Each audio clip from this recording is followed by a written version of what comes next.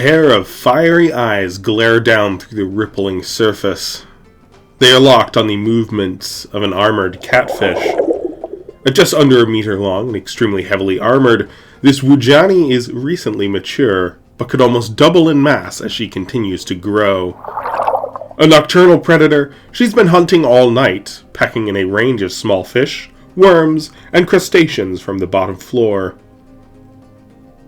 She has begun the month of bulking up in these shallow floodplains before returning out to the basins. The catfish has just laid her first clutch of eggs when the rains first came, having left the fry in the care of their much larger father. However, this first clutch will also be her last.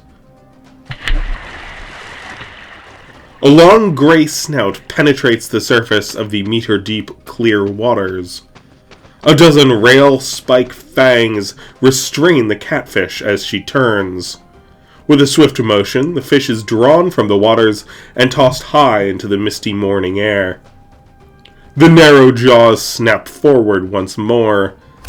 The speed at which these conical teeth slam into the armored catfish prompts a series of cracks. Her armor has been sundered. Then, the jaws open and flare out at the base to accommodate the width of this catfish to pass her broken body down the elastic gullet. Almost 40 kilograms of fish is an excellent start to her day, but this 2.25-ton predator will need a lot more than that today. Normally, she'd be fine on a couple fish of this size, but like her prey, she is also bulking up. This is Fai Zhemi. At 9 years old and matching meters, she is a mature adult. Her adult coat and colors have grown in. She is composed as ever, with a well-oiled mane she regularly brushes through. Fai Zhemi reached maturity 2 years ago, but the stress of growing has meant she hasn't had the energy and resources to nest, much less establish a territory to defend and provide for it. She's still growing and will continue to do so over the next few years. Some cows her age have already settled down and had their first or even second clutch, hatching a couple months ago. The clear advantage of this means they will start reproducing now and contribute to the next generation. The benefits of waiting, however, is that Fai Zhemi is significantly larger than if she had stopped to spend resources on egg production or territory defense. As it is, she is now quite large for her age, having had the priority just to be eating and growing. She could wait another year and grow even more, but she is experiencing an increasing desire to settle down, to have the security and stability of a nest. She still needs to bulk up, just as she would if she were focused on growth, but the urgency is feeling greater.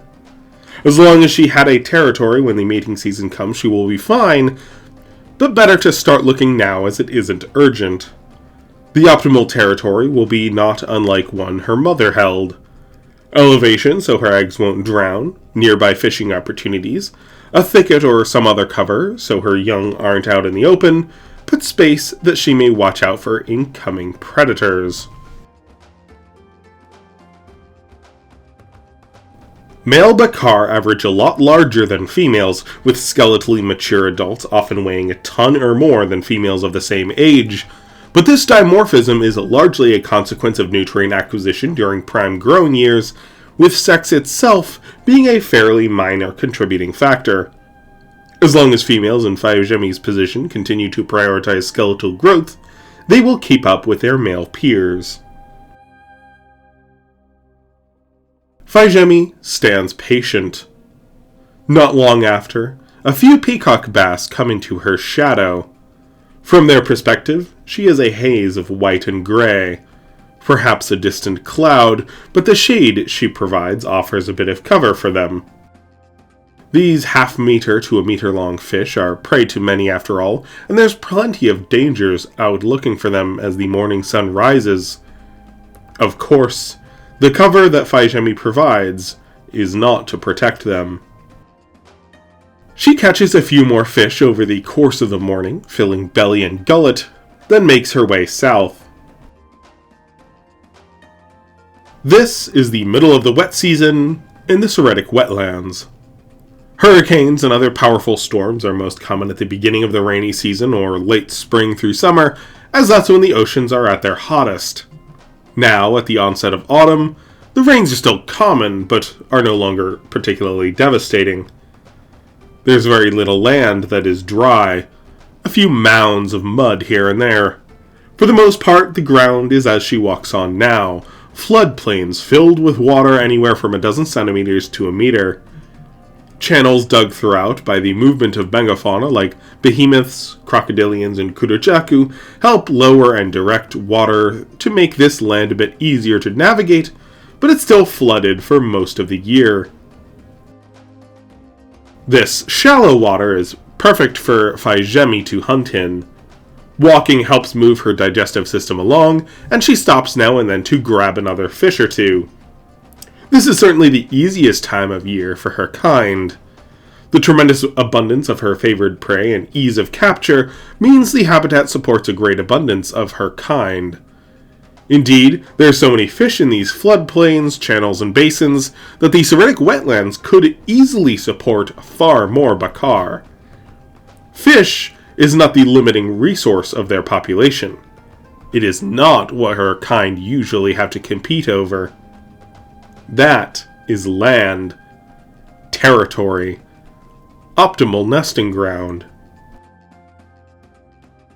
That is what Fai Zhemi must prepare to not only take and defend from her own kind, but from a dozen species of crocodilian, theropods, and herbivorous dinosaurs that share this habitat. At around midday, Fai Zhemi comes up to a tall hill. It's not far from the other smaller basins. It has water nearby year-round, even if the dry season is especially harsh. A good thing for a territory to have. However, it is clear that the boons of this hill have already appealed to other nesters. A deep hiss preludes the approach of a 6-meter caiman, a female Purosaurus or giant caiman. At 1 ton, she's a lot smaller than Fai Zhemi, yet her robust skull could shatter bone on impact even before a bite is established.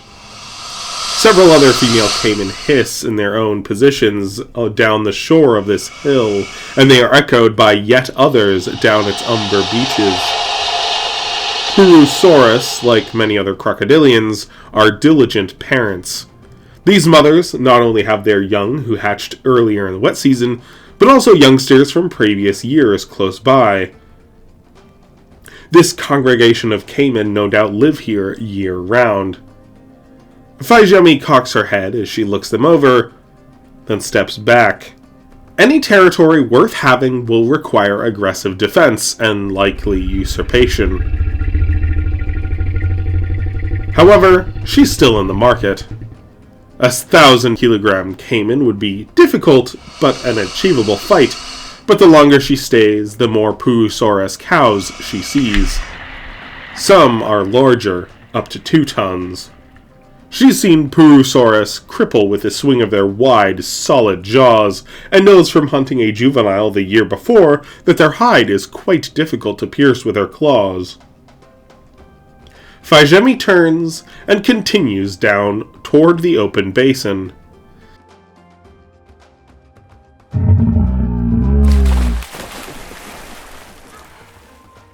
Not long after departure, she regurgitates a lump of large fish bones and the armor plates of the catfish she consumed that morning. It's often easier to just swallow prey whole, but while her stomach is extraordinarily acidic and capable of digesting even bone in this armor, she has been enjoying such a glut of prey that processing its mineralized kit would be a waste of energy better spent on easier fare. There was a lot of meat in the armored catfish, so still a good meal, but best to clear space for more bass.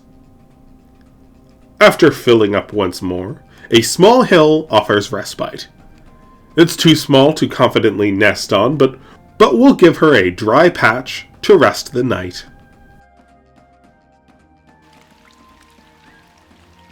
A shower passes over as Fai Zhemi continues her search for a territory the following day. In the rain, as the surface is obscured and tiny prey stirred up, fish come out to feed. Fai Zhemi won't hunt during the proper storm, but in these conditions, there's abundance to be had. Getting a full day's feed is effortless.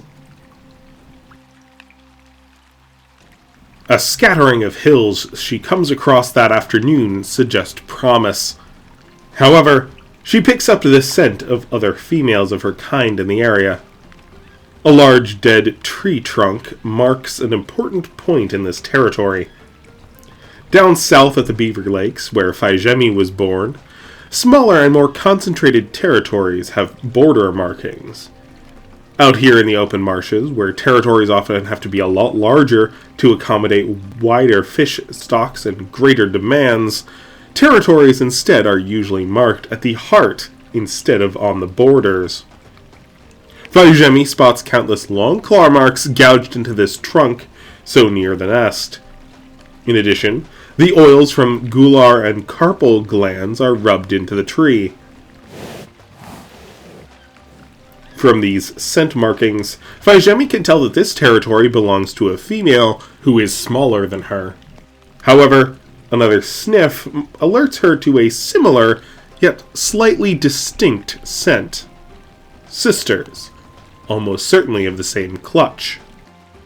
With such a precious resource as nest space out here in the lowlands, some female bakar find advantage in numbers. After all, this way one can guard the eggs and young while the other can feed, and so forth. Fai Zhemi has seen many as 4 related hens living this way, though usually it is pairs. Bakar aren't particularly social animals, certainly not social hunters outside the occasional corralling, which is rare for adults, but cooperating like this to defend a good nesting ground is worth the expense. In harsh dry seasons, when food can get scarce, this strategy does have its limits.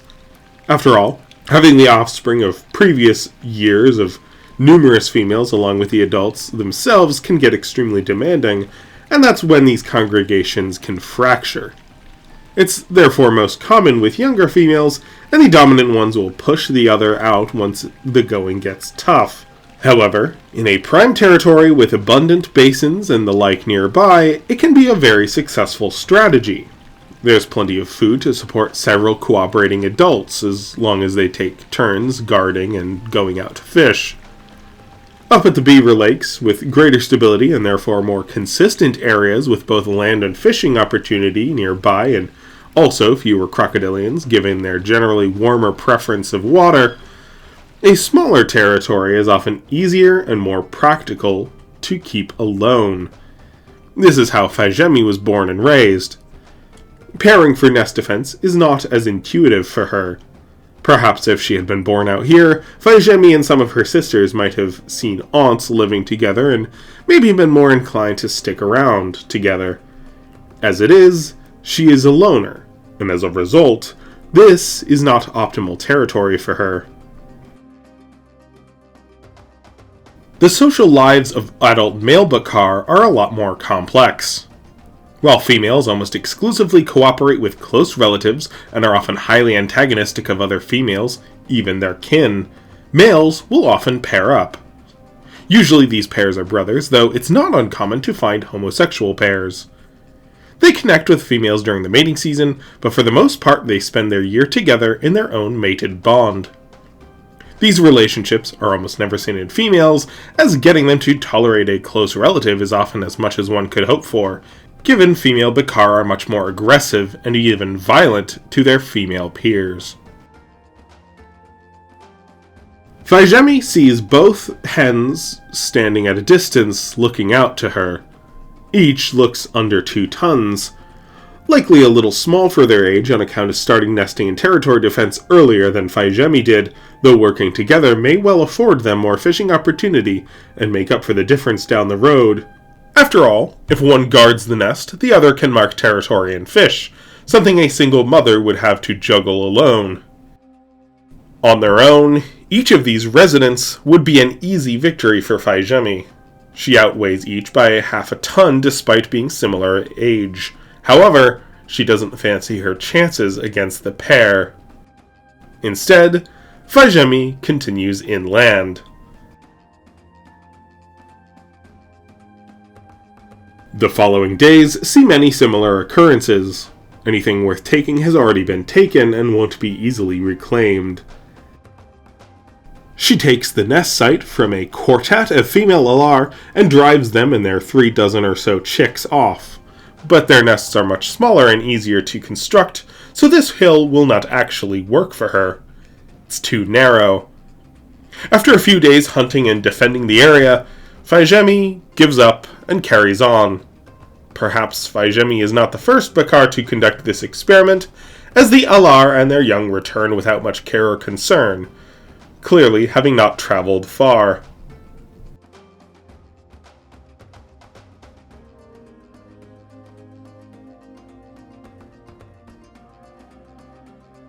Fai Zhemi spends an afternoon fishing with a young male Bakar, a year her senior. The time for mating is several months away and she has no territory with which to entice him, but they still nuzzle and preen one another between catches. He has several scars along his snout, and a bite to his arm left a nasty mark, no doubt acquisitions from mating duels. Females are a lot more combative than males, having to claim and defend a territory, and they choose their mates. However, sometimes males do compete, and females often are drawn to the successful fighter in these engagements. Offspring from a fighter may be fighters themselves, and therefore females born of these unions will be better at defending their territories. Fai Zhemi seems particularly interested in his scars, and his particularly pronounced nasal horn is a clear sign of health and virility. Also, his good grooming is appealing to her as a personal level. A bit of fun and flirting, but that evening he wanders off. Bonding this early wouldn't serve either partner after all.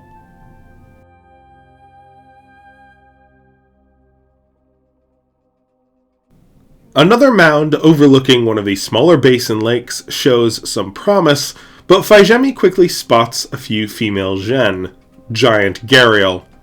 It seems everyone out here defends their nest sites in a group. This isn't literally the case, but a Bakar has to be quite a large dominant female in order to assert a territory out here.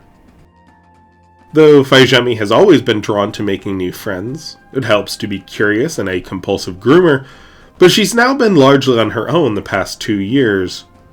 It seems being a loner has put her at a distinct disadvantage in the marshland. A familiar scent catches her nose as Fai Zhemi patrols one morning after a shower. A demi! Fai Zhemi has not reconnected with her twin sister since they separated at the age of 2. Her scent has caught Fai Zhemi's nose now and then, but they haven't actually reacquainted. Perhaps it is the recent appreciation for the benefits of sisters sharing territory, but Fai Zhemi pursues this scent for the rest of the day when normally she would just carry on. Bakar do have an extraordinary sense of smell for locating good fish stock, so she maintains her pursuit for the rest of the day uninhibited through the afternoon, looping back each time she might lose the trail. She also picks up the scent of injury. Blood. Finally, in the early evening, Fai Zhemi finds her sister. Or her body, at least. Deep wounds on Ademi's side and the scent of blood and infection are strong as Fai Zhemi approaches. Though she was alive moments ago, Fai Zhemi is now too late. These marks, open wounds in her neck, were delivered a few days ago.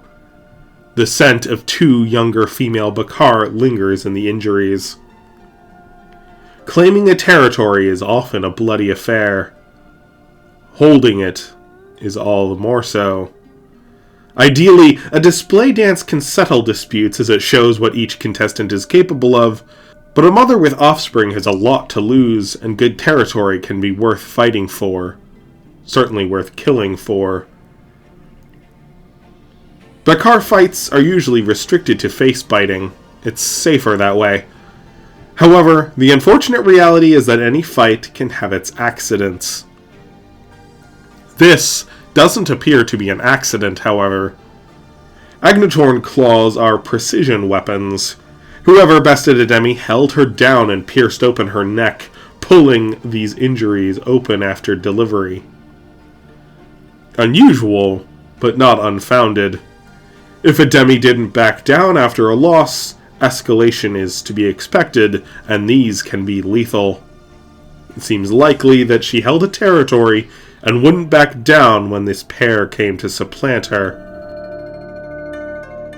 Fai Zhemi thoroughly inspects the body and lingers for a time. Then, as the sun begins to set, she surrenders her vigil.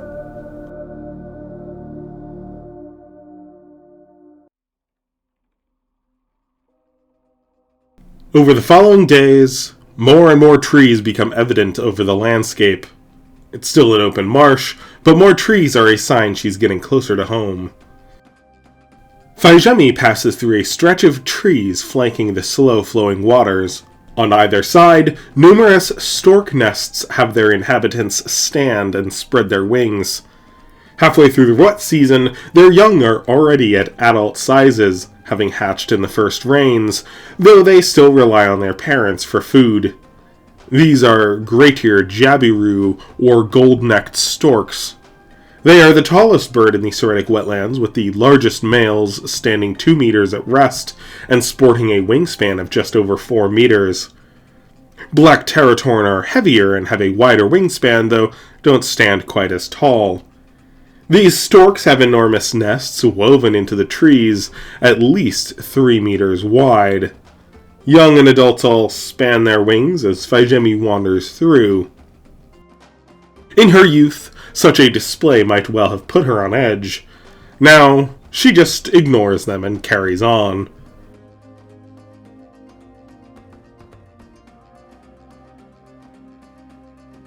A caiman is her meal for the afternoon. At this point, a cattle caiman, around 2.5 meters long, is swallowed whole without much issue. She still prefers fish, but there's important nutrients she can glean from archosaur scales and tendons. Its calcium-rich bones will also be a great boon if she manages to get a territory and mate early enough to lay her first clutch. Another shower passes overhead. Though much of what she eats are fish, namely a lot of squamantarchs, she also catches and swallows a river dolphin as she passes one of the deeper channels. A bit of blubber offers a lot of extra calories. She also catches and feeds on an anaconda. For a moment it constricts around her jaws, trapping them shut, but her claws rend it apart, making for easy consumption.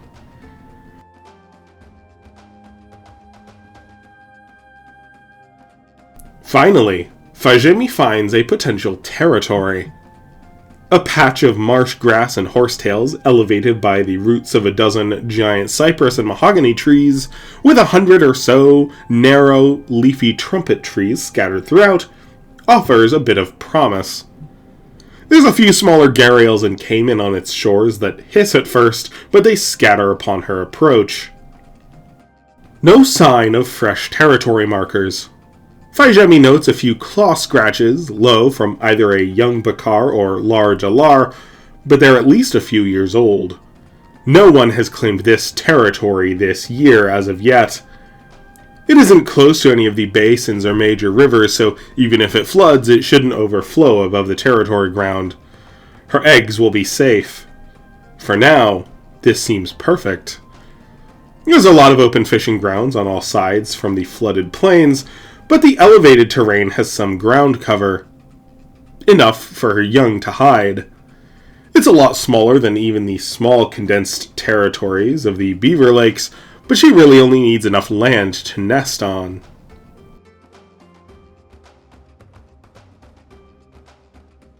Fai Zhemi inspects the whole land area, leaving dung and marking numerous trees with deep, fresh scratches. She pushes deep and flexes hard in a single motion. This will show any wanderers how strong she is and that all her claws are in good condition. She also rubs her wrists and underside of her neck to secrete oils that further signal health and condition. Over the following days, she fishes the area. Lots of deeper pools and shade that draws in larger fish. Many of these pools are still water, making for a robust prey base of insect larvae, tiny crustaceans, and small fish that draw in the food of Fai Zhemi's preferred larger targets. Much of what she catches are peacock bass and bracken, but she enjoys an arapaima, some gar, and a few leatherfish too, along with numerous squamantarchs. For now, this seems a very bountiful territory. A lot of lush shallows for her to easily get her daily bread. Perfection. A few large crocodilians come by now and then. For the most part, she easily scares them off, but when a zen of almost 9 tons comes along, Fai Zhemi has no choice but to let him feed on whatever he likes. Thankfully, he's not terribly comfortable in the waters ranging from 1 to 3 meters here. He prefers deeper channels and basins where he can properly set an ambush, and departs after a few days. Alar and Bakar, mostly younger individuals, only in their feeding years, meander through. A few months ago, she would have tolerated their company, perhaps even accepted initiation of them to play. While there is plenty of fish for her and a dozen others, she's now quickly settling into a territorial instinct of adulthood and has no interest in sharing. She even bites at and nearly cripples the leg of a young male Bakar that doesn't get the message when she roars at him. In the following months, Fai Zhemi grows considerably. She adds half a ton in mass and grows almost half a meter. Having such abundance means she doesn't need to slow her intake. Indeed, she takes a lot of larger fish in Cayman. Instead of this depleting the area, it seems it only opens space for other optimal prey items to fill the vacancy. Numerous burrows of thescelosaurs offer the occasional intake of fellow dinosaurs. Though the nearby basins and lakes are a few dozen miles off, there's still plenty of channels, drawing in abundant possibility. There's more large fish here than she could ever hope to catch, and driving off potential competition means that it's all hers for the taking. In this time, she gains a lot of extra weight, stored primarily at the base of her tail on either side of her caudofemoralis muscles, but her back also fills in, so what is normally a sail now somewhat resembles a hump. The wet season is coming to a close, and with it, Fai Zhemi's desire to find a mate has set in. Fai Zhemi's hunting more and more crocodiles, dinosaurs, and mammals in an effort to increase her calcium intake. Her eggshells will be drawn from medullary bone, a spongy tissue that fills in long bones, and this growth is a great calcium demand. She can get this from fish, but breaking down the more solid bones of many tetrapods is to her benefit. There's still enough hyacinth in her territory to lure in the foraging of sloths, behemoths, and the occasional desmostilian. She's not interested in adults of these species, instead they're calves that she can swallow whole, but she does kill a few more here and there. Her jaws are narrow and not well suited to kill, much less process large mammals, but with the aid of her powerful claws, she's able to portion them out and make do. The growth of her medullary tissue makes her bones ache, and this coupled with a surge in hormones makes Fai Zhemi quite irritable. Soon, her body is fully stocked for her first nest, and she needs one final thing: a mate.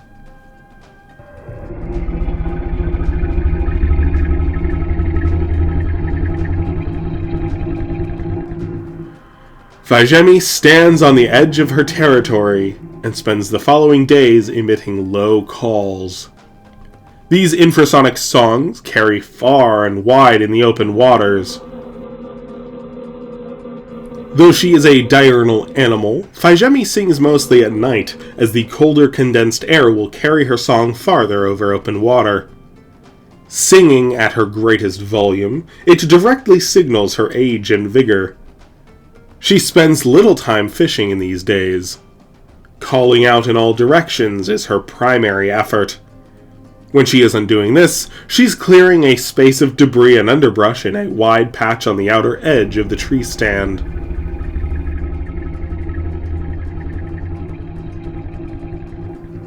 On her second day calling, Fai Zhemi gets her first suitor.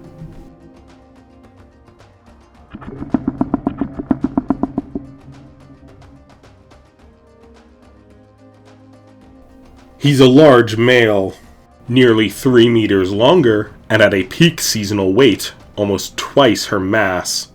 He may not be done growing, but he has fully matured. His crest is especially tall. There's a gray tint to his beard, and it's quite long. An especially fetching range of blue and green iridescence fills out his mane.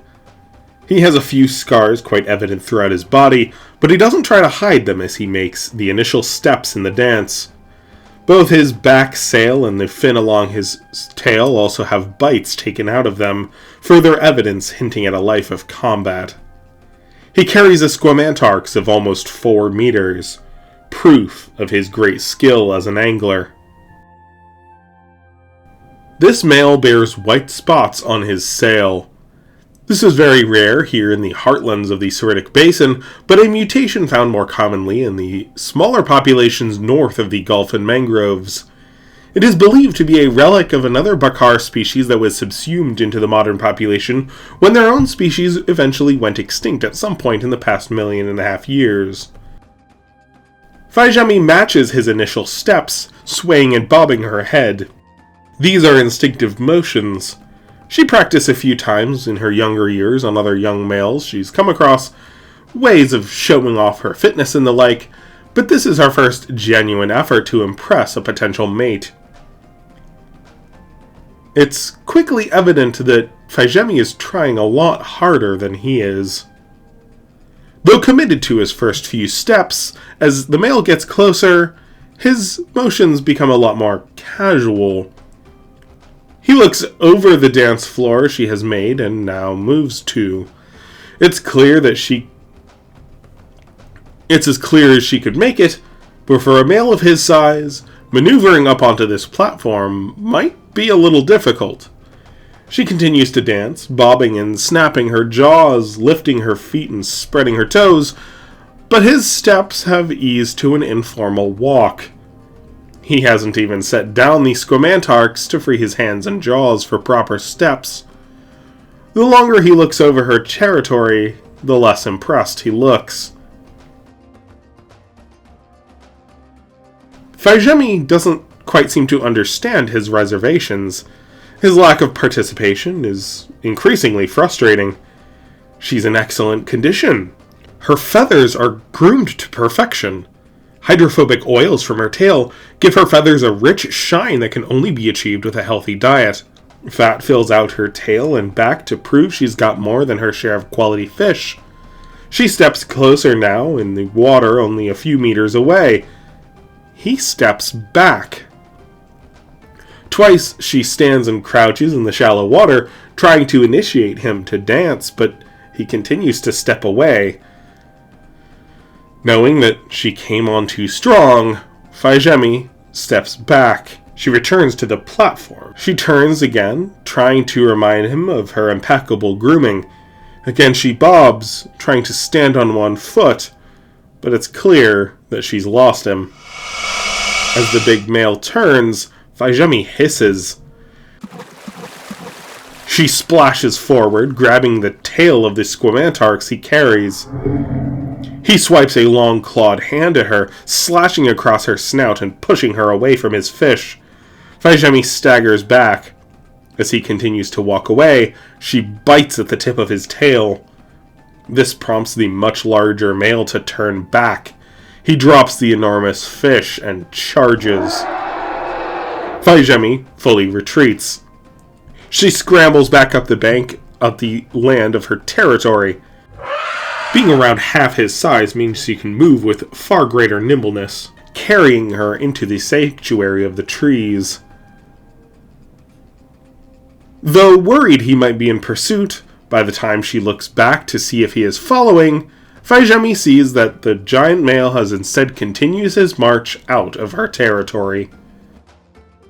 Once Fai Zhemi calms from the initial fright of his attack and charge, Fai Zhemi snaps and hisses, shoving down a few saplings, scratching the ground with her claws, and generally throwing a tantrum through her tree stand. Her suitor left his big squamantarchs, which she sets upon with more anger than hunger, twisting and ripping the coelacanth apart.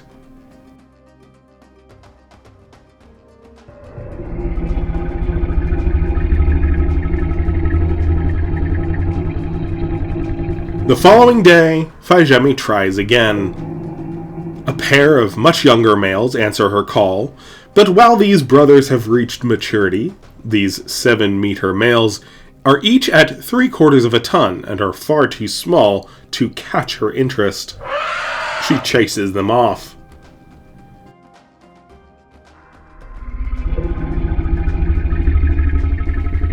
On the 4th day, an adult male responds to her call. By his song, she can tell he is in good size and condition. Fai Zhemi eagerly sings for him to come closer.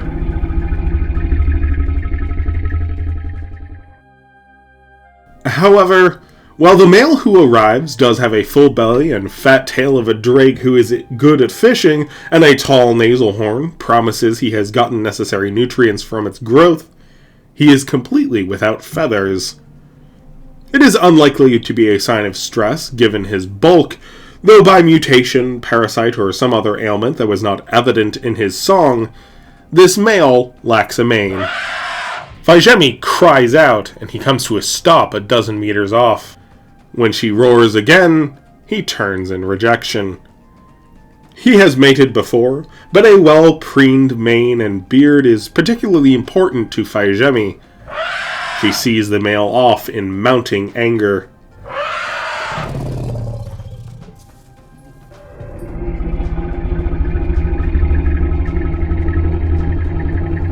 On the 7th day, another male Bakar arrives. This is Wuche.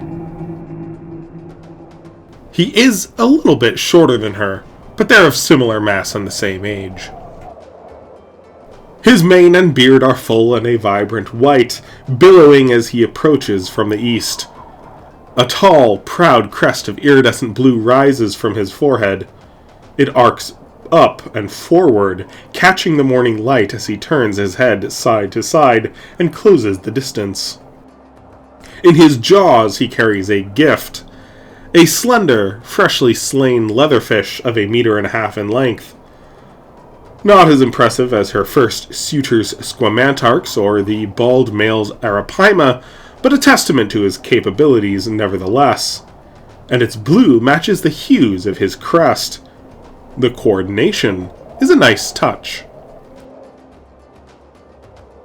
When he's about 100 meters off, Wuche sets his gift in the shallows and turns to the side. Dark spots on his tall sail catch her eye. The feathers along the side of his neck are a brilliant dance of blue, green, and purple, depending on how the light hits them. The scales along his side and sail also have a slight iridescence. He faces her with a tall stance. From the front, he looks a figure of pure white. This is what his prey sees. A distant, harmless cloud. He shifts his head from side to side, opening wide and snapping shut long jaws to clearly show a full set of teeth. As he again turns to the left, the rich hues of his scales and feathers, granted by a rich diet, are especially enticing. The base of his tail is filled out. Feathers oiled and shine, groomed so there's no catch in their flow from loose ends or kinked cores. Perfection. He then walks to the opposite direction, showing both sides are in equally good condition. His steps fully rise out of the meter-deep water, and the passive head bobbing and shifts of his tail with the flex of each leg muscle are both heavily exaggerated. Normally, Bakar females prefer larger males. While size is in no small part determined by caloric intake during their prime growth years, since size both helps a male travel and hunt, and a female defend her terrier and produce more eggs, both sexes are drawn to bigger partners. Male bakar are still on average slightly larger, both genetically and because they don't need a few months of stasis to incubate during their growth years like many females do. Therefore, both sexes look for large mates, as both sexes benefit from size.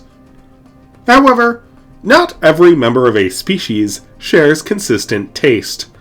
Yes, Fai Zhemi was quite impressed with the size of her first suitor, but she seems even more interested in Wuche.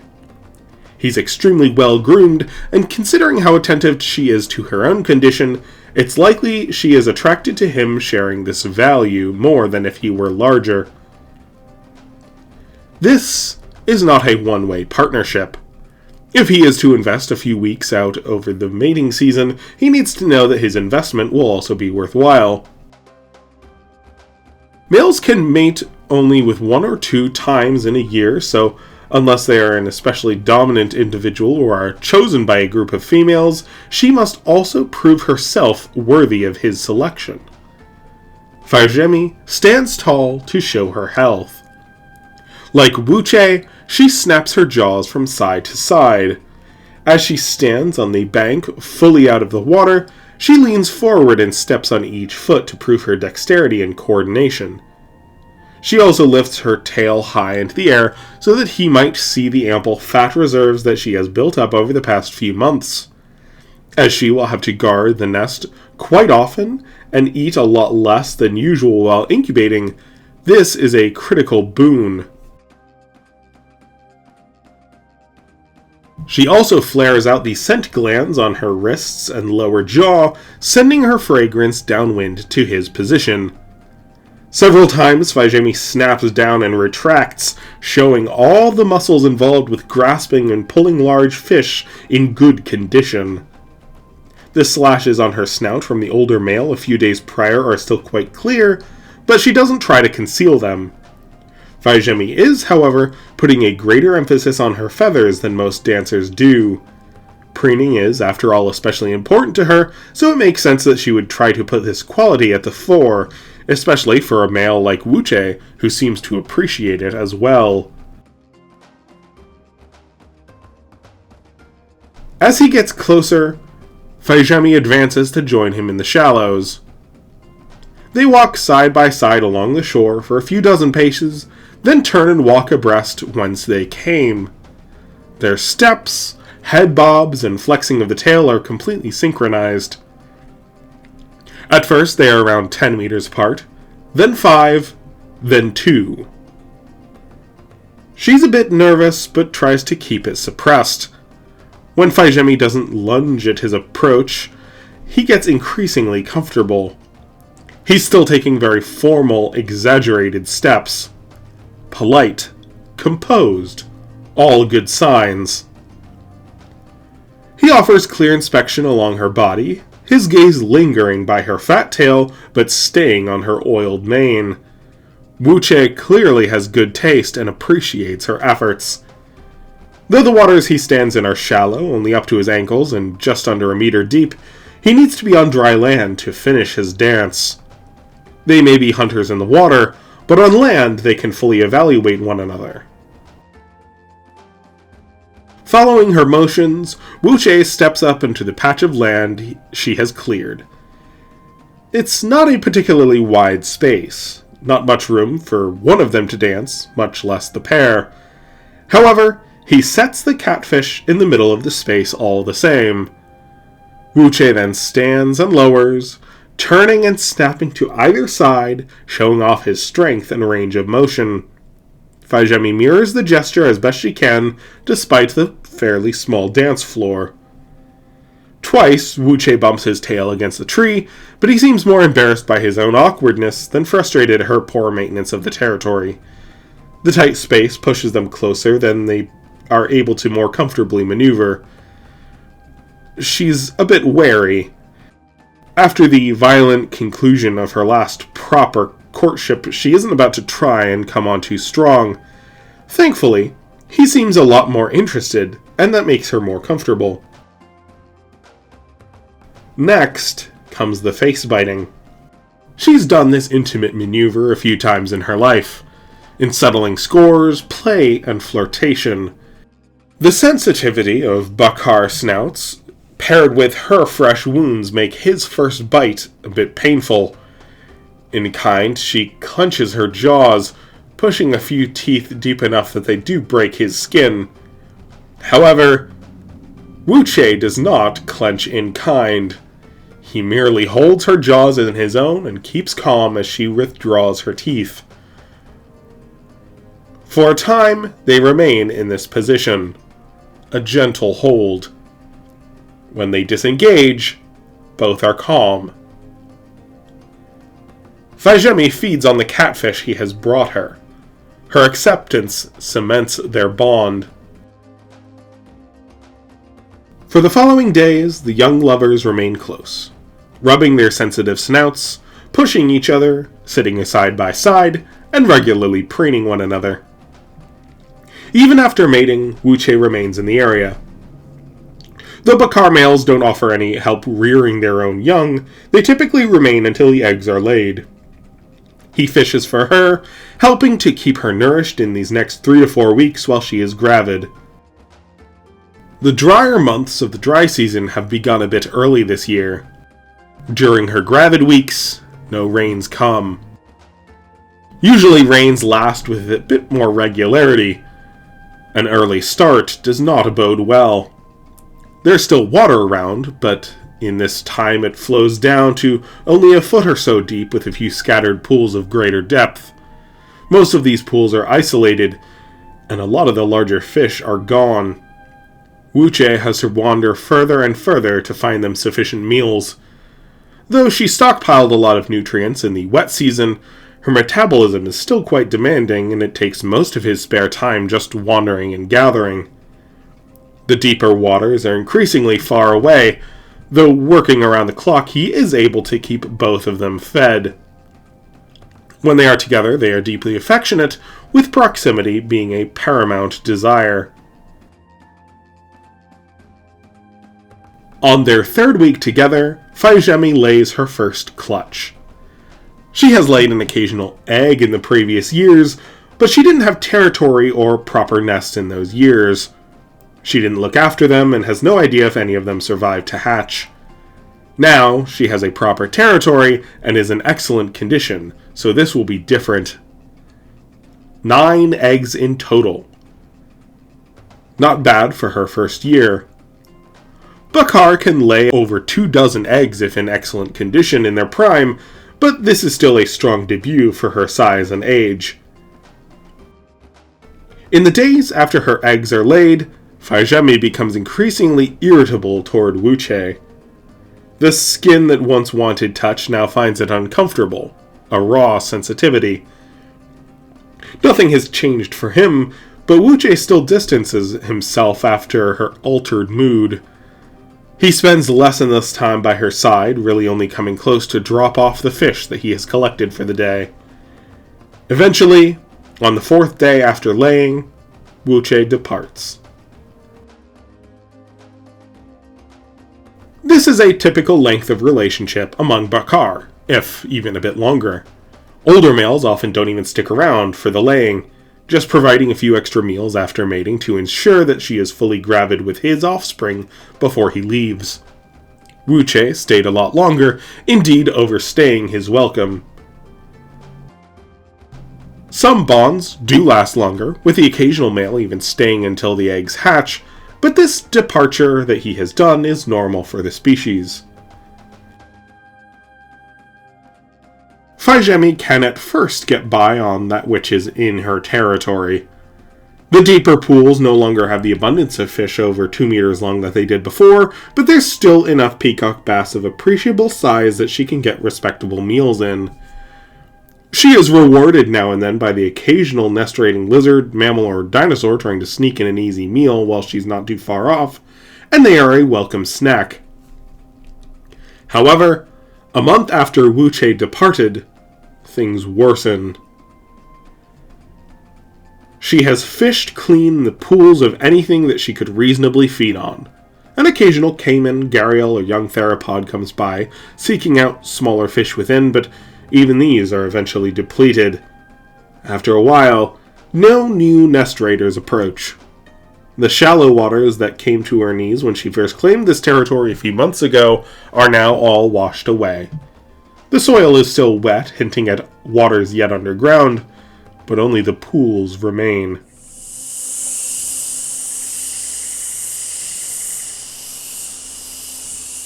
The wet soil does offer new growth, and with it, opportunity. Grass takes over the reeds and hyacinth, forming a vast, fresh prairie. This far south, there's not many migrating grazers from the housey prairie, but there are still buffalo, hippos, sloths, and others that graze the area. Fai Zhemi takes a few here and there, mostly targeting juveniles. Things she can grab and retreat with or swallow whole. She does kill a female hippo and 2 buffalo, though in each case she had to flee the herd and come back for choice portions that she isn't really well equipped to process. Armed with enormous claws and strong arms is enough to pull them apart, killing these beasts is often much easier than eating them. There's also a lot of smaller game. Grazing rodents, Hegetathere ungulates, small elasmarians and thescelosaurs, and the like. They aren't easy to catch, but Fai Zhemi's reflexes are quick and her narrow snout does make it easier to catch them than a predator of more robust proportions at her size. Predators of these grazers, such as Titan stork pterosaurs, red panthers, lindworms, and the like are also decent enough prey for her. Not much of her preferred fish in aquatic game, but she is able to make ends meet. A month of this grazing goes by, but once the halfway mark of the dry season arrives, they all retreat with decreasing water levels. The grass dries and soil cakes hard. Soon, even the small pools near her territory are little more than stagnant wells of rot. She has to travel far to find good prey. At first, she's wary of leaving the visual of her territory. She doesn't want to risk her nest being discovered. However, hunger and dehydration take their tolls, and she travels further each day in search of opportunity. Though older females have an easier time slipping into a much more efficient stasis, this sort of metabolism is a lot harder for a female Fai Zhemi's age who is still growing. There is a river to the west of her nest. There's fish to be had, but it does mean walking around 3 miles each way. Fai Zhemi's visual acuity is exceptional within a few dozen meters, but unlike the related robust monarchs, she can't see well at a greater distance. This means she can't reliably see if there's any danger at her nest, and so being so far off is of increasing concern. She's really not in a position to fast for the remaining few months of incubation, unfortunately. Her metabolism will slow down considerably if she does remain by the nest, but if she keeps marching out for prey, her body can't afford to indulge in that efficiency. 2 of her eggs die. As she's been so frequently absent, it could simply be a consequence of environmental factors. They must be regularly covered, let breathe, and rotated after all. After consuming these eggs to recycle their nutrients, Fai Zhemi spends more and more days on her island.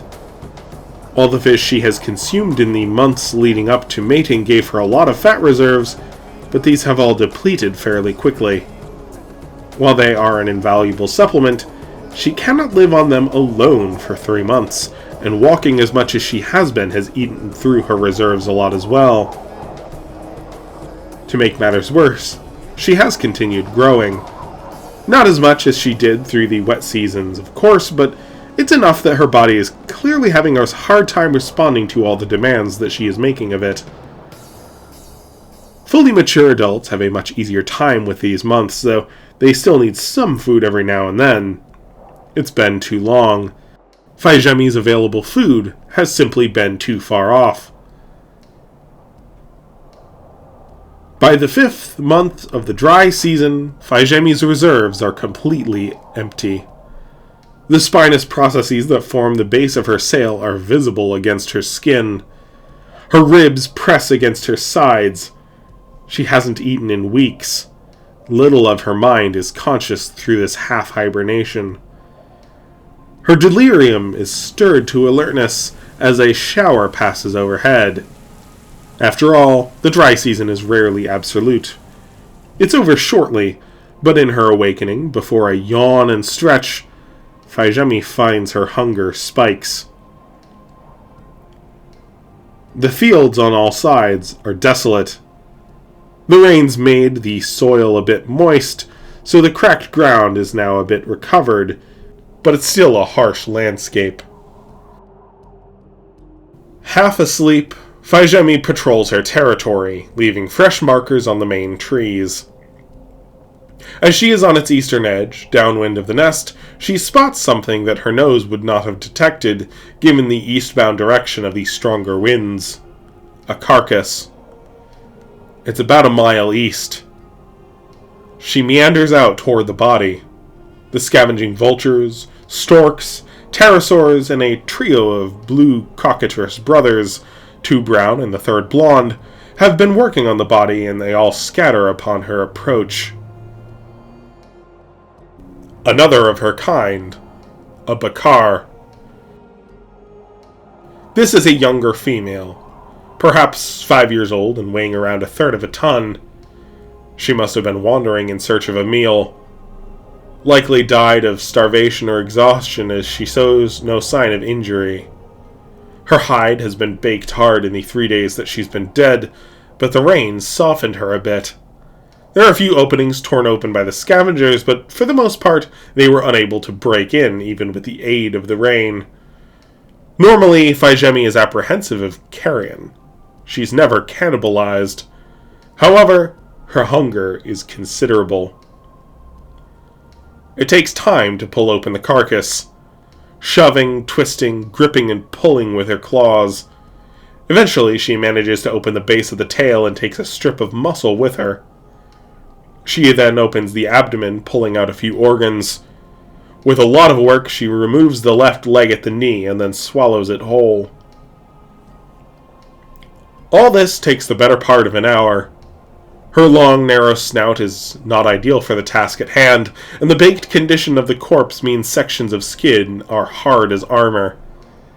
However, she gets a meal, and the same iron stomach that helps her break down mineralized fish scales helps her process this carrion. Having eaten all she can manage and then some, Fai Zhemi returns to her territory. It's a slow, arduous walk in this condition. When she gets back, what greets her sets Fai Zhemi into a rage.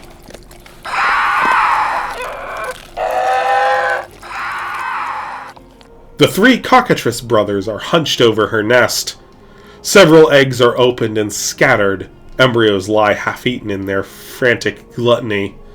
The blonde cockatrice has just swallowed one whole. Fai Zhemi charges. Her chest crashes down a sapling as she sprints. The cockatrice scatter. Fai Zhemi chases them all the same, stumbling down the opposite bank as they leap down. She manages to catch herself and prevent a fall, but the slick mud from brief rain slows her progress. However, in a rapid turn to evade her, the blonde cockatrice also slips and skids. Briefly mired in his struggles, he is restrained by the sediment just long enough for Fai Zhemi to close the distance. He stands and takes off, but she catches the feathery end of his tail in her jaws just as he launches himself away. A hard jerk right breaks the hard tendons of his tail. The cockatrice cries out in pain and terror as she snaps her head in the other direction. However, the slick mud underfoot catches one foot against the other, and she drops her opponent as she falls hard on her side. Pain through her side is nearly blinding. The cockatrice also lands hard and struggles to get up. With a building hiss, Fai Zhemi snaps and bites at his leg. The force of it leads to a crack. The cockatrice cries out. His brothers have slowed and turned. At 80 to 100 kilos, they are miniature in comparison. It looks like they consider coming to his aid against the dragon of nearly 3 tons all the same, but as Fai Zhemi stands and looms behind their crippled brother, they reconsider. Fai Zhemi bites down hard and fast, feeling his torso crack from the impact. Her bite may not be especially powerful, but closing with great speed makes up the difference, and his bones are hollow and not built to withstand much force. After a few shakes, she throws his broken body to the ground and stomps on it repeatedly, grinding him into the bloody mud. Once she's satisfied the chunky paste underfoot is no longer a threat to her eggs, she looks up to the other 2 young cockatrices. They've already fled, distant forms that race ever northward. Fai Zhemi caught her ankle in the fall. Pain seeps into her consciousness as the adrenaline fades. Her right side is muddy, several ribs cracked, and breathing aches through her side that she fell on. Thankfully, none of her bones are broken, but every movement hurts. She limps back to her nest. The inspection is quite bleak. Of the 7 that had survived to this point, the dromaeosaurs broke open all but 1. Several were not even consumed. Though she initially has hope for her last egg, as Fai Zhemi rotates it to begin covering once more, she notices a significant crack that had been concealed by its placement in the debris. The embryo is alive for the moment, but as she turns it and presses her sensitive snout against the shell, she can feel it perish as trauma takes hold and the necessary fluids leak out into the ruins of her nest. Fai Zhemi sits back, deflating with a slow hiss as the magnitude of her loss sets in.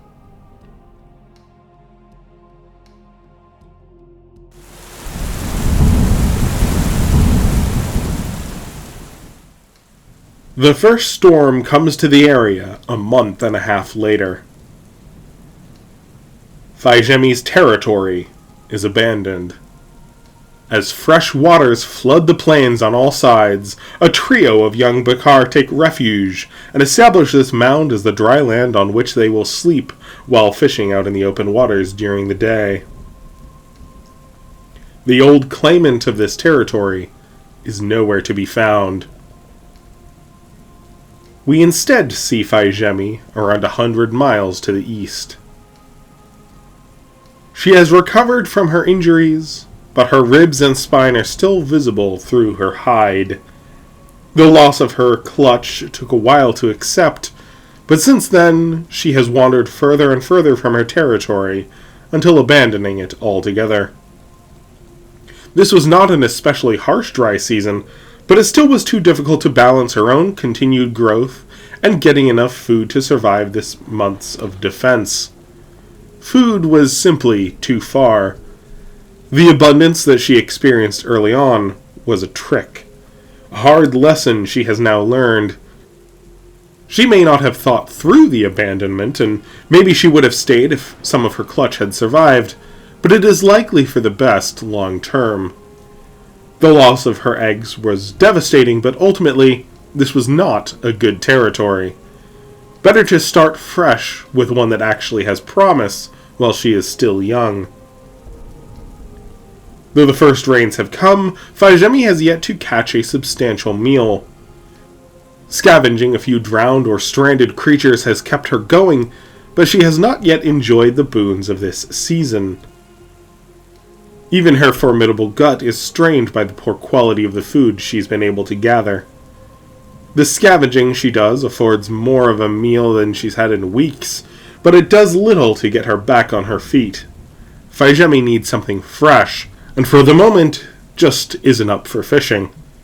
A clear sign of her poor condition and poor diet is the dry and frayed ends of her feathers. Her oil glands have long since dried out. Any preening she does now is just drying the feathers out further. On the third morning, Fai Zhemi sits on a gradual bank leading up to this stand of trumpet trees. A gentle mist begins to clear with the rising sun.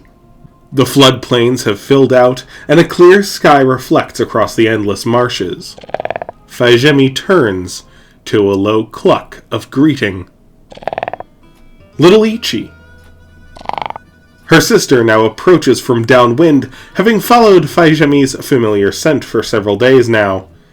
At 9 meters and just under 2 tons, Ichi has grown well in these past few years since last they met in the northern basins.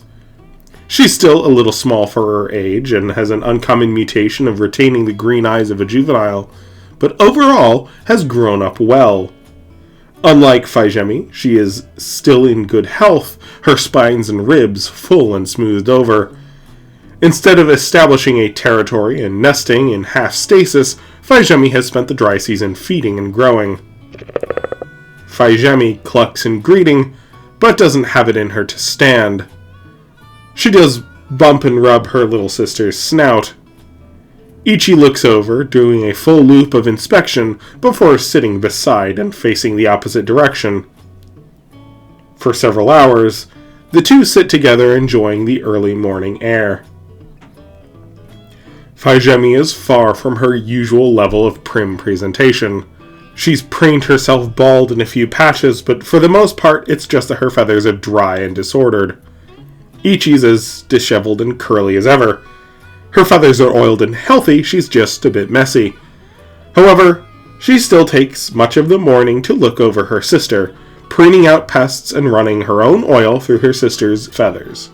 It hurts at times, and Fai Zhemi protests a bit early on, but Ichi is presently much stronger given Fai Zhemi's current weakened state, and once Ichi holds her down to groom through her mane, Fai Zhemi relents and lets her sister keep cleaning.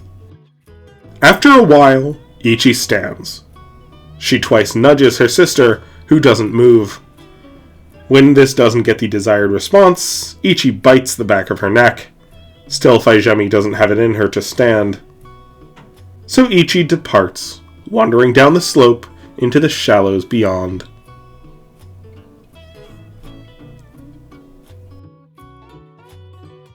Thankfully, however, she's not gone for long. Ichi returns around 15 minutes later with a 50-kilo peacock bass by the tail in her jaws. She dangles it above Fai Zhemi. When her sister's jaws finally open, Ichi drops the fish down her gullet. Over the next few days, Ichi is able to fish enough for 2. With food and hydration, Fai Zhemi is able to start grooming out her own feathers once more, though Ichi still does so for the first few mornings, as Fai Zhemi's oil reserves take a while to restore. Fai Zhemi builds up the strength to fish for herself. In the following weeks, the two sisters hunt together, both gaining weight and strength, resuming growth that was stalled in the worst of the dry season. In time, they begin to wander further each day. Fai Zhemi is feeling lighter on her feet, able to pack in several fish as the bigger specimens spread out in their season restricted from deeper channels, lakes, and basins. A 2-meter gar is a particular boon. By a month and a half of daily fishing with her sister, Fai Zhemi is fully recovered. She's back to her diligent grooming, and though a few knotted or frayed feathers had to go, she's now filled back in and oiled to smooth ripples. Looking good has her feeling good, and with her sister by her side, Fai Zhemi is feeling ready to try again. After the disastrous conclusion of the previous year, Fai Zhemi is a lot more selective in territory consideration. She passes a lot of islands and mounds that show some promise. She may not be looking to oust another female, but that would be a testament to the territory. She's going inland now, south toward the mountains, seeking out the familiar swamps and beaver lakes. Ichi is by her side the whole time. Perhaps she is also preparing to take a territory of her own. Fai Zhemi seems quite content to have her along. As she has noticed out in the marshes, sisters that share a territory have a much better luck taking and defending it. The following days find Fai Zhemi and Ichi back in their mother's old territory. After visiting so many times over the years, Fai Zhemi is quite familiar with the scents of Maju and her kin. She notes the scent markings along the trees. Kurojaku, having far more potent senses of hearing and vision, mark their territory more with bellows, though they still do scent and claw mark. Fai Zhemi inspects one of Maju's outer markers. Fresh, within a few days. It smells as if the Kurojaku, now living in their mother's old territory, is in good health. Unfortunate. A low hiss and familiar scent draws Fai Zhemi's attention upwind. Taka advances, his jaws open wide. He rises out of the meter-deep waters from behind a small island, exhaling and spreading out his clawed arms to increase his apparent size. At just under 3 tons now, he's still smaller than Fai Zhemi, but larger than Ichi, quite robust, and has very powerful jaws. The wind blows toward our Bakar, so at first he doesn't smell them. However, by sight, he recognizes her, and Taka relaxes. Aggression swiftly transitions to an enthusiastic greeting. Taka steps around the grassy mound he had been lounging against. Gone are his posturings. He even keeps his claws folded back to remove any threat they might present. Ichi remains behind, hissing and wary as he could reliably overpower her, but Fai Zhemi proceeds. They share a gentle face bite and nuzzle, running each other's snouts along the sensitive scales above the tooth row. Despite her maturity, Fai Zhemi's behavior is childish and playful as they circle one another. 2 other Kurojaku approach. They're a little under a ton each. His younger siblings. They each hiss, opening their jaws and flexing out their arms. Though they don't immediately attack, given Taka's playful greeting, it's clear this strangeness has put them on edge. Ichi backs away further, lowering her head and hissing as she eases back. Fai Zhemi and Taka both snap out of their own little greeting. The tension between their respective younger siblings appears to have taken them out of the moment. Out toward the swamps, a large figure stands. Maju.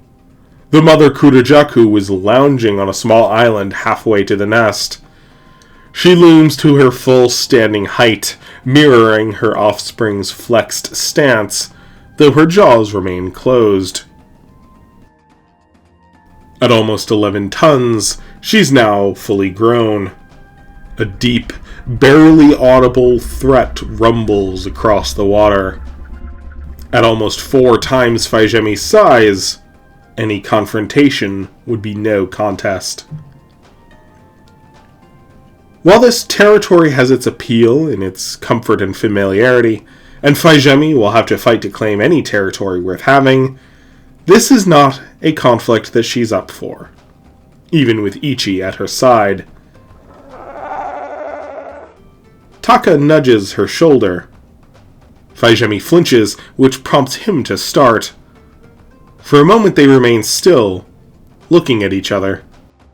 Just as Fai Zhemi leans in, perhaps to reassure him, Maju lets out a more audible bellow. Now her jaws are open, and long fangs catch the light. She steps forward, ready to charge. Fai Zhemi backs off. She turns once she's a few paces away, and Ichi continues after her. Taka follows for a few steps, then deflates, returning to lounge on his island outpost. Leaving the first land they ever knew for the last time, the sisters continue east.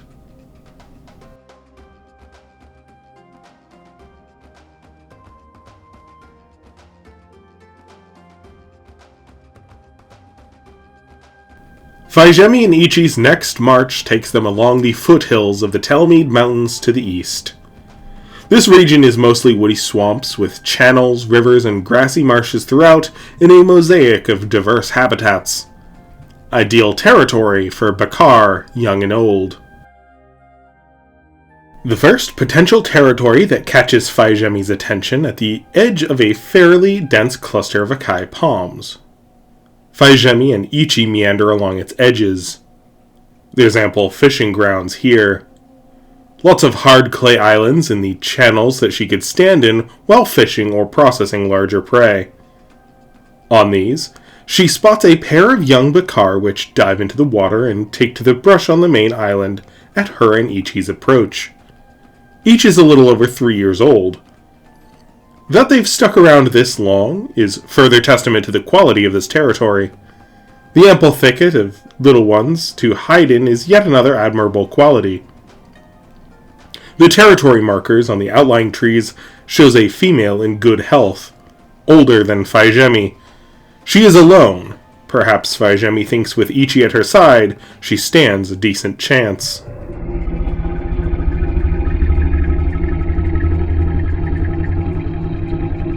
Fai Zhemi calls out. This is an instinctive cry, much like her mating song. While she will dance on dry ground and fight if it comes to blows, she needs to issue the challenge all the same. A deep, resonant bellow echoes forth. Right away, her call is answered. Arai. By its volume, though her chest is deeper from fuller maturity, Arai sounds a bit smaller than Fai Zhemi. This affords confidence. With a few more calls and replies, Fai Zhemi and Ichi close the distance. Finally, glaring out at her from within the palms, advances the resident of this territory. As Fai Zhemi assessed, the Bakar now stepping out onto the dance platform is around her size. Slightly shorter, but a bit heavier. She has a mangled thumb claw on her left arm, likely broken and twisted while lodged in a large fish or crocodilian. Even so, her other claws are all in working order. She bears a set of nasty scars along her back just above the hips, a bite from some fierce creature. By the deep punctures of long fangs, likely a kurajaku or tusked alligator, that tried to drag her in the water, but she managed to escape. She is also heavily scarred along her face, with several teeth exposed on the left side of her snout. This female has been on the receiving end of significant abuse, but has been made all the stronger for it. She may be a bit shorter than Fai Zhemi, but she clearly isn't the one to back down from a fight. With Ichi by her side, Fai Zhemi advances toward their opponent. However, once she steps up onto the bank, her little sister remains behind. This is not a consequence of honor or sentiment. She's just nervous. Arai opens wide her jaws. The vibrant turquoise of her tongue signals her good health, as does the sheen of her scales and fullness of her mane. Fai Zhemi steps fully onto the clearing, matching the gesture. Much like a mating dance, they rise high and low, snapping to either side. They rise on one foot, shift about, then repeat on the other foot. This performance demonstrates their fitness. If one opponent is substantially larger or in better condition, a conflict can be avoided. Even if the odds aren't fair, injury can still befall the victor, so this ritual helps mitigate such risks. However, with several years of young throughout her territory, the resident has a lot more to lose. If she abandons this territory, her young may well be tolerated as a means of taking out nest raiders. Infanticide may be rare in Bakar for this reason, but they won't be cared for as closely, and she won't have them in her next territory. The motions of Arai are a bit stiff. A hard life has not been kind to her joints. She isn't old, indeed just in her early 20s, and could easily double that lifespan, but even a young body can only take so much punishment. This is a trait that Fai Zhemi sees as weakness. She does not surrender, instead keeping up with emotions and getting ever closer and bolder, challenging Arai if she will allow Fai Zhemi so close. All this punishment she has endured may be a physical weakness, but it has given Arai experience. Though she steps back slightly, she keeps her back to the trees and both sisters in view. Ichi may not have yet advanced up to the challenge, but now at 2 tons, she could certainly turn the tide of this duel. As soon as Fai Zhemi steps into close range, Arai strikes. She lunges into a face bite. Arai does not engage in the usual open-shut threat that leads to interlocking. Instead, she skips the ritual and restrains Fai Zhemi's jaws shut. She then bends down, turning Fai Zhemi's jaws up in the motion so her clawed hands are not easily positioned for employment. Her own claws then wrap around Fai Zhemi's snout. She may be a bit smaller in length and height, but she's more robust, and her jaws are quite strong. Fai Zhemi's snout is not hurt, but she can feel how easy it would be for the older female to pierce several teeth into her if the need comes. They may not have bone-shattering bites of a Tyrannosaur, or even the shell-cracking jaws of a Kurajaku, but it would be quite painful if Arai bites down any harder. For the moment, the two remain still.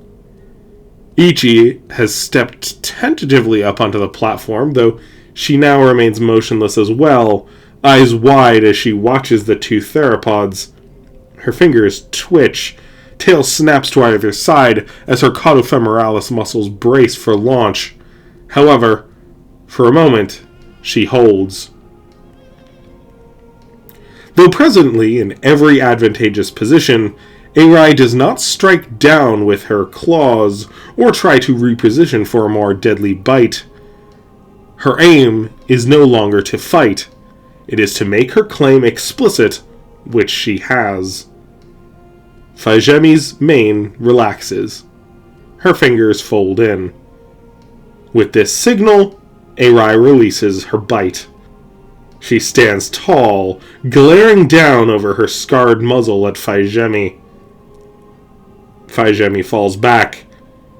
Arai takes a single step forward to reaffirm her position, which inspires Fai Zhemi to retreat from the platform.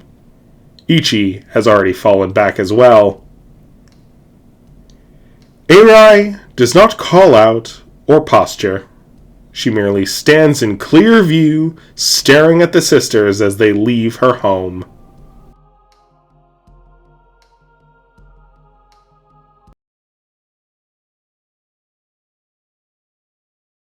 The following 2 territories that Fai Zhemi and Ichi visit don't come to blows. One is much too large, and the other has an intensity that sets Fai Zhemi on edge. Both times she dances briefly but leaves without a proper challenge. A pair of sisters, both larger adults, see them off before they can even approach the platform on their second visit. Another confrontation does come to a dance, which Ichi is the first to initiate, but this female manages to intimidate them both into a retreat before things come to blows. The sisters are quickly learning that if a female of their kind is able to hold a territory, they're not going to be an easy fight. Easy fighters don't gain territories, and they certainly don't keep them. One of the territories they inspect has a vaguely familiar scent. This is a related animal, perhaps a sister from a decade prior to their hatching, or maybe a more distant relative such as a cousin. Their mother was a long-lived and prolific member of their species, so the former would not be surprising. However, our young wanderers do not linger. This is still a healthy, dominant female, and they don't seem confident enough in their relationship to think that she might accept them. Ichi and Fai Zhemi have grown up together. This stranger may be related, but Fai Zhemi has had clashes with relatives she only knew by scent in the past, and isn't about to try to antagonize one now. Out near the basins, Fai Zhemi and Ichi encounter a fine territory, though it is occupied by a Kurajaku. Not nearly as large as Maju, and indeed at 4 tons, their combined efforts could lead to victory. Ichi seems ready for a fight, her jaws clacking and tail twitching, but Fai Zhemi is apprehensive. In their walk around this territory perimeter, she notes that there's really only one channel passing through the area. Well and good for a Kurajaku that wants to hunt out in the basins, using it as a path. Not so ideal for Bakar that would prefer a wading hunt in the channels themselves. After the hard lesson of her past year, Fai Zhemi is a lot more selective in what territories she's willing to invest in. Her sister may be eager to resolve the mounting tensions of the past few weeks of wandering and inspecting, itching for a fight, but she still defers to Fai Zhemi, and they leave the area. A bit further south from the basins, Fai Zhemi notes the scent markings on a tall tree. An adult female Bakar, quite a bit older than Fai Zhemi. She seems in good health, a Bakar in her prime. However, these markers are over a week old. Fai Zhemi and Ichi spend the remainder of the day into its sequel inspecting the area, circling around and investigating the borders of this territory. All the most recent markings are around 10 days old. Both sisters leave their own fragrance and claw marks, covering in challenge. The sisters catch a range of catfish, peacock bass, and gar to assess the quality of fishing. It is lush. The abundance of crocodilians and other fishers that they find throughout their patrol are good testaments.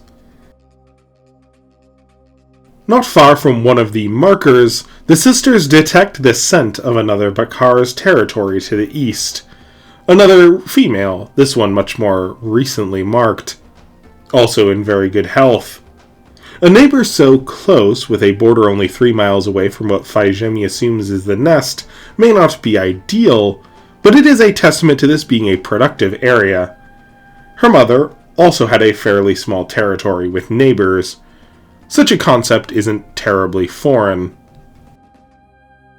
They continue on, meandering through the swamp on the southeastern stretch of the territory. Plenty of high ground and cover. Abundant cypress, mahogany, rosewood, breadnut, and other palms fill out the woody swamp, with numerous patches of dense ferns and horsetail, and a few channels and lakes. All this is ideal nursery for young Bakar. Fai Zhemi spots a trio of little Bakar, young from the previous year, judging by a similar scent to the resident. They watch Fai Zhemi closely, scattering into the ample thicket when they see that they've been spotted. Good!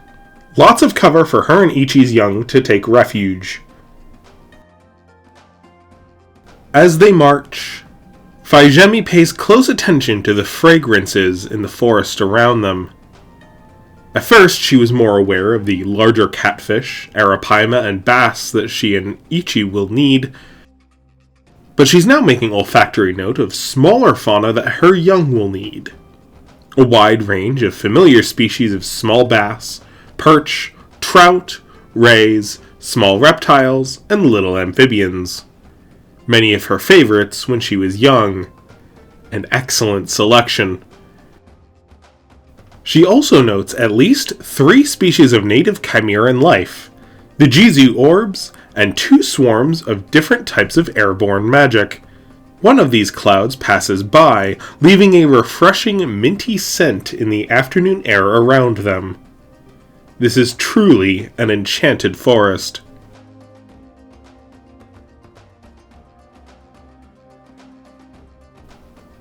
A 2-meter caiman is a quick and easy meal as they continue their inspection through the swamp.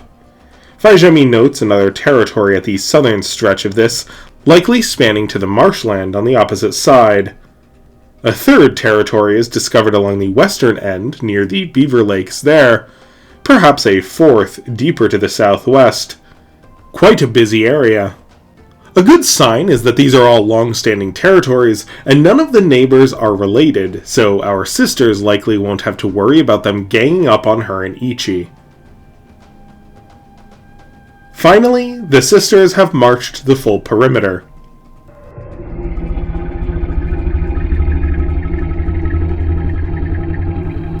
Fai Zhemi unleashes a long, bellowing call, ending in several clacks of her jaws.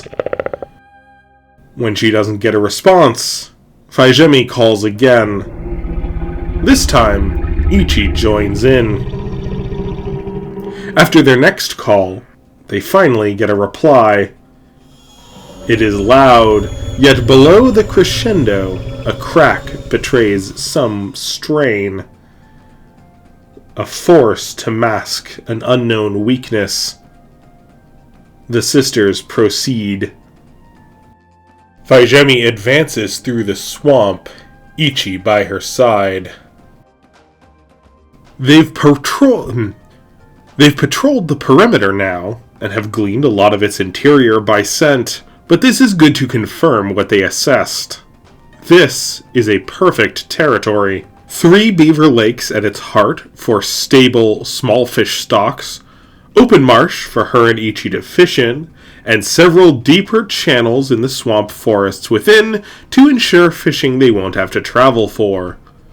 All of this will afford much greater deal of food and far more stability during a drought, something Fai Zhemi now regards with great importance. Fai Zhemi calls out now and then. The resident responds. Much like a mating dance, this claimant of the territory will remain on her high ground. Fai Zhemi and Ichi must come to her. The sisters close in. The resident is waiting for them. This is O'Shea. She is a mature female. At 13 meters, large for her kind. The true measure of her size, however, is not in her length, but in bulk. She is wide in the chest and muscular for a bakar. Her mane is full and white, a clear signal of health. She looms on her platform, arms spread and flexed, though her left arm is decidedly lower. This is enough to give Ichi pause. However, Fai Zhemi continues.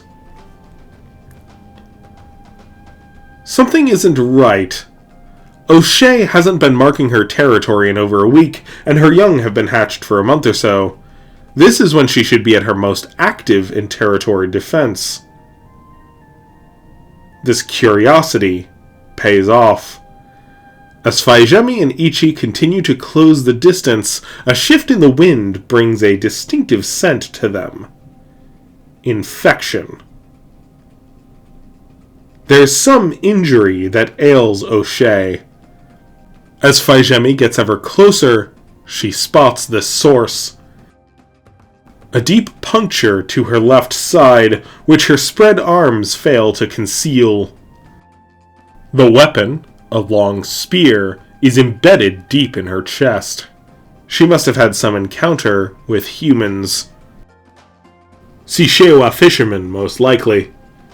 Not every bakar learns to fear humans as Fai Zhemi has, and it appears O'Shea has paid dearly for some miscalculation. A barbed iron point has been impossible to remove. It's unlikely the weapon has punctured a lung or some other vital organ, as she still stands and calls out in response, but the injury is clearly infected. Likely has been in her side for many days. No wonder O'Shea hasn't marked her territory. Even if she could muster the energy to patrol, raising her left arm to scratch must be agony. Bakar are shockingly resilient. Exposed bone, pierced organs, lost limbs are all survivable. Every bakar has their share of injury. Hauling and killing massive fish is not a gentle living, and there's plenty to fight about. O'Shea is not particularly remarkable in her resilience. If she is left alone, she will almost certainly overcome the infection and persevere. She could easily have another decade of good health. However, in this moment of vulnerability, the infection is at its worst, and her body is sapped of conventional might. She can barely stand. What our sisters now approach is not an honorable engagement, but for any hope to survive and thrive in the Seridic Wetlands, honor is a luxury that few can afford. It is certainly not something Fai Zhemi or Ichi even consider. Emboldened by the misfortune of their opponent, Fai Zhemi and Ichi advance. Fai Zhemi roars, repeatedly snapping long jaws and flexing out her arms. Ichi is close behind, ready for a fight, but not quite as brave now that it's actually staring her down. Both sisters open their jaws to prompt an outward flare, and bright blue tongues draw further attention. For a moment, the resident appears intimidated, stepping back from the edge of the clearing, though her mane remains flexed and full. Fai Zhemi is the first to step onto the platform. O'Shea lunges. It's a clumsy maneuver, and Fai Zhemi is able to sidestep, snapping a bite to the top of O'Shea's snout. She turns with a charge, positioning herself to O'Shea's right. Her opponent tries to slash with a hand claw, but she's too low to reach and too weak to reposition. With a strained inhale, she tries to push up so that she can claw with her right hand. She is almost 2 tons heavier than Fai Zhemi, and even weakened, she yet has considerable strength. Ichi comes from the other side, biting at the top of her neck and helping Fai Zhemi in restraint. A moment of stillness passes. The sisters keep their claws back. If they can resolve this conflict without bloodshed, they will. Despite their combined mass roughly equaling their opponent, Fai Zhemi and Ichi now hold every advantage. Their opponent knows this. With a slow exhale, O'Shea's mane goes limp. Another moment passes, and Fai Zhemi releases her bite. So does Ichi. As O'Shea steps ahead, the spear bumps into Ichi's chest. Pain ignites rage and snuffs caution. O'Shea turns and bites hard. Her long fangs catch Ichi's left hand, piercing deep between bone. Fai Zhemi can't see or process what happened, just thinking her sister was bitten unprovoked, and lashes hard to the back of O'Shea's neck. A ritual combat quickly escalates to a bloody, messy brawl. O'Shea tries to use her considerable bulk to shove Fai Zhemi, but with a higher position in the strike, Fai Zhemi is able to bring her claws to bear. First a few buffets to scratch and slash, followed by a piercing grip and hard kick to O'Shea's leg. Again O'Shea shoves, this time making Fai Zhemi lose contact with the ground. Fai Zhemi steps back, managing to catch herself on both feet, though forced to disengage with the much larger theropod. Ichi hisses and shrieks, snapping her jaws repeatedly, but doesn't engage. She steps back and to the right, her eyes on her opponent's flanks. Rather than press the attack in either direction, O'Shea stumbles ahead, managing to keep her footing as she descends into the water. Fai Zhemi recovers, biting at O'Shea's tail as it slips from range. It's a painful nip, but she doesn't hold firm. Though O'Shea initially slows after a few paces, Fai Zhemi and Ichi both follow her into the shallows, roaring and hissing, and she presses on with greater purpose. Ichi and Fai Zhemi slow after a few dozen paces in pursuit. Really, they just wanted to be sure to see her off, which they do. Even with the spear in her side and several new wounds from Fai Zhemi's claws, O'Shea will likely live. Her kind are tough. As long as she gets food, water, and rest, she will likely recover. In an unexpected boon, her collision with Ichi fractured the half and dislodged the iron barb from her rib, and it should now be much easier to remove once she's calmed down. However, she is certainly out for the season, and will have to spend the coming months in recovery before she can hope to reclaim a new territory to nest. Ichi will also recover. The injury to her hand is painful, but clean through. Even just walking through the shallows as she is now helps wash out bacteria from O'Shea's bite. For a moment, the sisters linger on the edge of the territory, watching O'Shea continue out and away. Fai Zhemi checks her sister's injuries. The two spend some time grooming one another's neck feathers, biting each other's snouts in a bit of tension-relieving play. Through the rest of the day, the pair walk through this territory, getting familiar with their new home, fishing their stock. They don't catch many satisfying meals, but they aren't really trying. This is more of a sampling effort to see what they have to look forward to. A wide range of trout, bass, and leatherfish in sizes ranging from a few centimeters for their young, all the way up to multiple 100-kilo specimens that they will target themselves, along with a range of rays, coelacanth, arapaima, and giant tetras, all complemented by plenty of caiman and other crocodilians. They leave their marks here and there again, though Ichi's hands means she's not able to mark with her left very well, so most of the effort is from Fai Zhemi. They see some of O'Shea's young now and then. Not a problem. Ultimately, they will be tolerated for now, as it helps the odds of their own young surviving. Eventually, they may need to be chased off to make room for their own young, but that is an issue for another time. That evening, our sisters lounge by the clearing a few paces into the thicket.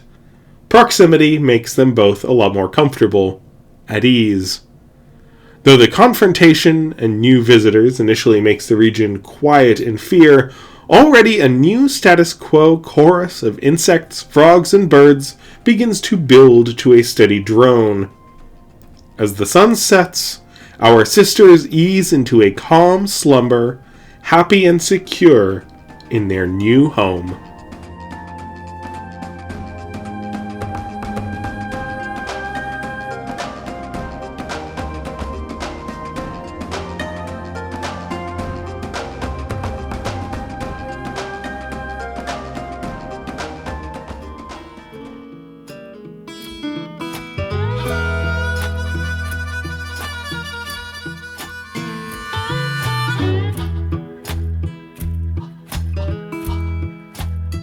Warm morning light is distorted in an encompassing expanse of mist that spans all directions over the channels and flooded plains. Though the first storm has come and gone, overflowing the wetlands, the skies are still dappled with clouds. The skies here are dry, though scattered showers add to a morning chorus. A few tall shoots of grass and trumpet or palm trees break the mist now and then, though they culminate in a broader cluster of cypress and mahogany trees with great buttress roots and packed soil between. The trees are enormous, with many exceeding 60 meters. In the height of one such tree, a marsh hawk leaps from his nest, flaps thrice, and perches on a tall branch. The past 2 days have been defined by the first rains of the year. This is his first time as a father. There is much to do. He shudders, ruffling speckled feathers as he warms up for the busy morning ahead. Down below, he spots a massive nest. While they were insulated by ample dirt, leaves, and other debris when he returned to the cover of his own nest 2 nights ago, it is now exposed. Of the 34 eggs that were once within, only 1 remains, surrounded by scattered and shattered eggshells and a writhing mass of tiny baby dinosaurs. A massive green form shifts in the thicket, stepping closer to the eggs. She leans forward, gently touching the shell of the last remaining egg with her long snout. This is Fai Zhemi. At 12.5 meters long and just over 4 tons, she has grown into a large and healthy adult in the 3 years since she and Ichi claimed this territory. She could still grow as much as a meter longer and a ton heavier, but that will be gradual over the next decade. She has now slowed her growth and is fully invested in motherhood. Fai Zhemi rotates the last egg. She can tell by touch that there's a little living theropod inside. The other hatchlings all chirp and cry for her attention, but for the moment, she is focused on the remaining egg. After a few low clicks, it finally responds to her. She's uncovered the nest from the bedding and has insulated them for the past 4 months. The little creature inside doesn't appreciate the chill outside her shell. It's warm and humid, but not nearly as much as it was under the cover of the full nest mound the night before. Her siblings and cousins all hatched under the cover, prompting their mother to clear it, exposing them to the comparative cold. This stubborn little one is hard-pressed to leave her shell. At least within, she is snug. However, Mother is having none of it. Fai Zhemi takes the egg in her jaws and lifts it fully from the warm bedding. She then sets it on the nest, outside toward the edge. Now fully exposed, the little one finally gets to work with her egg tooth, delivering the first crack. It takes some time, but after a few minutes, the stubborn little chick is born. She is damp, a bit chilly, annoyed, and very hungry. Instinctively, she joins the rest in pecking at Fai Zhemi's lower jaw, tugging at her beard. Bully for them, she's on guard duty, not feeding. If she was alone, she would have to leave them now to go get food. Lucky for them, Fai Zhemi is not alone. Another Bakar approaches the nest, stepping from the waters and shaking off. This is Ichi. She's almost the same length and only a few hundred kilograms lighter than Fai Zhemi.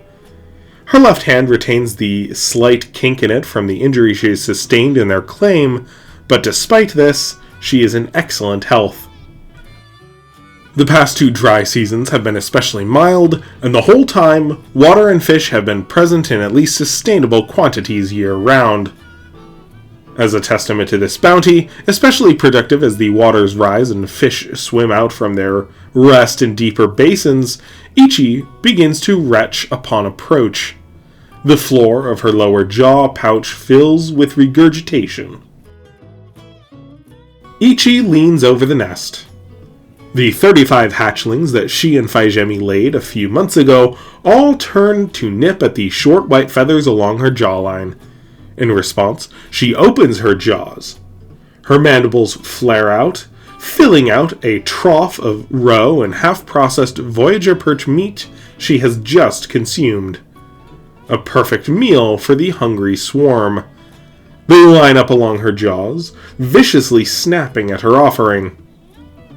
Not far off, emerging from the thicket of ferns and bushes, Fai Zhemi spots movement. Young from the previous year. 24 have survived their first year of life. Though most of their little ones from the year prior dispersed through the dry months, 2 males, cousins from each mother of the year before, remain close. They even have one of Fai Zhemi's daughters from their very first year in this territory, who now just turned 3 years old and is still sticking around. Mild dry seasons have reduced the usual pressures for dispersal. This has all meant more and more young survive, giving Fai Zhemi and Ichi a very strong hold on this territory in a fairly short period of time. For the past couple months, they've also enjoyed the company of an unexpected guest. Taka. The Kurojaku is still immature, as robust monarchs age slower than Bakar, but at 6 tons he's quite a formidable presence. likely because he grew up familiar with Fai Zhemi's scent, along with their weeks fishing together and becoming quite close friends, and of course, fighting side by side against the undead. He's picked this spot to linger in his first months after leaving his mother's territory. He likely won't remain long, but it's been quite a deterrent for other female Bakar looking to see if this might be a territory worth claiming. Additional security is welcome, especially as he's most interested in mammals such as deer, hippo, or buffalo grazing the grassy plains or manatees and cetaceans wandering the channels. He leaves the fish for our Bakar to enjoy, and usually likes a red panther and jugashen that might try and raid the fringes of Fai Zhemi and Ichi's territory are nowhere to be seen with his scent around. With the floodwaters in, Taka captured a Seridic narwhal that wandered too far into the shallows and now enjoys a satisfying if gruesome meal that bleeds out onto the grassy mound. Fai Zhemi and Ichi's older chicks visit the nest after the first meal is done. They all take turns taking in the scent of all the new little ones. Some are playful, others wary of these big siblings. Following this introduction and a bit of play, the little ones take their very first nap. A shower passes overhead. The older siblings take cover in the thicket. The placement of this nest was chosen with intention. Not only is there dense canopy above, a large branch from the neighboring cypress tree shields the direct area from rain. Fai Zhemi and Ichi still get some water on them, but they don't seem to mind. Our marsh hawk, however, must take to scattered stands beyond. So far, he hasn't caught the fish his own young need. Yes, there's plenty of flooded waters that should be easy for him to exploit, but this early in the wet season, it's been mostly fish too large for him to tackle, coming to shallows to spawn. He's had his eye on manageable catfish, but the shower has grounded him. There's now tons of small fish in view, dancing along the surface as if taunting him from his huddled perch. That afternoon, as the shower passes, Fai Zhemi takes the next fishing rotation. First, she marks their territory in an arcing patrol, adding her scratches and scent where Ichi did earlier that morning. She swallows a few bass and trout for herself whole before wandering out to deeper channels to catch and rip into Voyager perch. The roe and meek will make fine mashed meal for their little ones. Though most Voyager perch swim up and spawn through the main rivers, the river passing 2 miles from their territory border still gets enough ridgebacks that they are easy catches. They're only passing through for a few days, but these days coincide with the hatching, and it's a nutrient-dense head start where she has little to worry about as far as bones are concerned.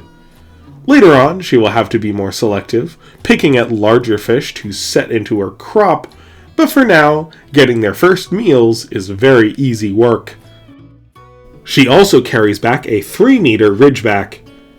Something for her and Ichi, but also for their older young. They've done most, if not all of their own hunting on their own, but she's happy to share the bounty with them after she, Ichi, and the little ones have all had their fill. After their second meal, the eager youngsters doze off in a clustered heap. It's been a busy, exhausting day for them. Fai Zhemi and Ichi enjoy a tranquil slumber of their own. They sit on either side of the nest, their tails in comforting contact.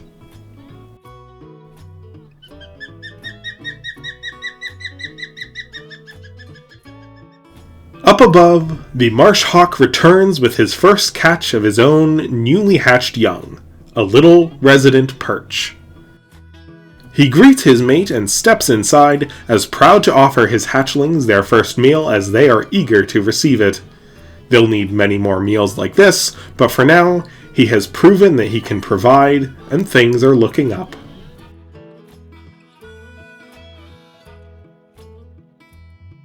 Ichi and Fai Zhemi each take another rotation, just to go gather some more fish for themselves, then lounge around through the rest of the day. Taka departs but comes back that evening, this time with a manatee that he packs in with delight.